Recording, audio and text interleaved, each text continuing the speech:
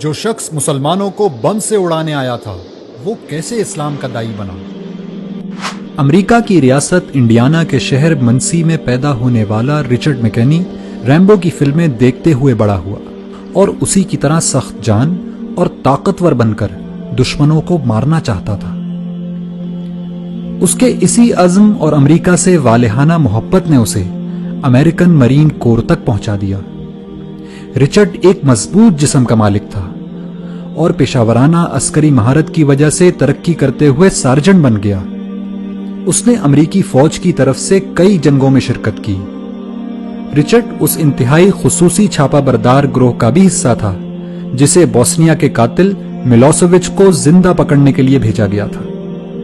تمام بڑی بڑی جنگوں میں شرکت کرنے کی وجہ سے اس میں سخت دلی اور بالخصوص مسلمانوں سے شدید نفرت پیدا ہو چکی تھی۔ یہ نفرت اتنی بڑی کہ ایک دفعہ جوتے کی دکان میں اس نے 2 برقع پوش خواتین کو دیکھا تو ان کی گردنیں توڑنے کا ارادہ کر لیا تھا۔ اسی شدید نفرت کے سبب اس نے منسی میں مسلمانوں کی مسجد میں جمعے کے دن دھماکہ کرنے کا منصوبہ بنایا۔ اس کا منصوبہ تھا کہ وہ سینکڑوں مسلمانوں کو بم سے اڑا کر اپنی گاڑی میں بیٹھے ان کے چیتھڑے اڑتے دیکھے گا، لیکن قدرت کو کچھ اور ہی منظور تھا۔ مسجد کو بم سے اڑانے سے پہلے اس نے آخری دفعہ اسلام اور مسلمانوں کو جاننے کا فیصلہ کیا۔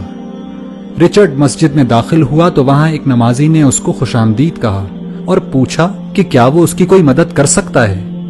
رچرڈ نے اس شخص سے اسلام کو جاننے کی خواہش ظاہر کی، چنانچہ اس نمازی نے اس کو قرآن مجید دے دیا اور کہا کہ آپ اس کو پڑھیے اور پڑھنے کے بعد جو سوالات آپ کے ذہن میں پیدا ہوں وہ ہم سے پوچھ لیجئے گا۔ چنانچہ رچرڈ قرآن پڑھتا گیا اور مسجد جا جا کر سوال کرتا رہا، یہاں تک کہ 2 مہینے بعد دنیا نے قرآن کا یہ معجزہ بھی دیکھا کہ وہی شخص جو کل مسجد کو بم سے اڑانے کی تیاری کر رہا تھا آج وہیں کلمہ شہادت پڑھ رہا ہے۔ رچرڈ اس مسجد کی انتظامی کمیٹی کا 3 سال تک صدر رہا اور آج مایوسی اور نفرت کے شکار لوگوں کی کاؤنسلنگ کرتے ہوئے امریکہ میں اسلام کی دعوت لوگوں تک پہنچاتا ہے۔ ایک انٹرویو میں رچرڈ نے بتایا کہ قرآن کی اس ایک آیت نے اس کی زندگی تبدیل کر دی کہ جس شخص نے کسی ایک شخص کی جان بچائی اس نے گویا پوری انسانیت کو بچا لیا۔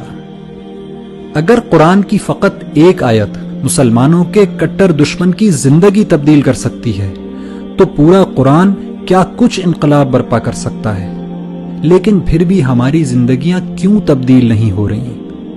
اس کی وجہ صرف ایک ہے کہ رچرڈ نے قرآن کو پڑھا اور سمجھا، لیکن ہم قرآن کو صرف پڑھتے ہیں، سمجھتے نہیں، ورنہ یہ ممکن ہی نہیں کہ رچرڈ کی طرح ہماری زندگیاں بھی تبدیل نہ ہوں۔